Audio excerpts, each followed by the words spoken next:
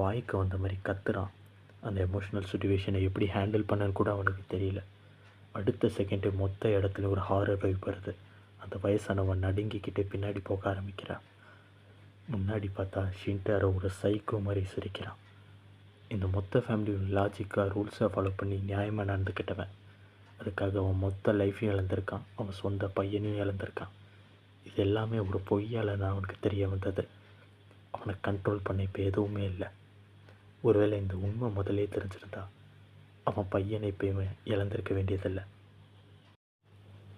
அடுத்த பேனல்லே ஏதோ ஒரு சத்தம் கிட்டே சேம்பருக்கு முன்னாடி நிறைய மெம்பர்ஸ் கூடி நிற்கிறாங்க. கதவை திறந்துட்டு ஷின்டாரோ சரக்கு அடிச்சுட்டு சோகமாக நடந்து வரான். அந்த டைமில் கூட அவனுக்கு தோணுது அவன் ராஜாவா இல்லைங்கிறது இல்லை, அவன் பையனை இழந்துட்டேன்னு மட்டும்தான்.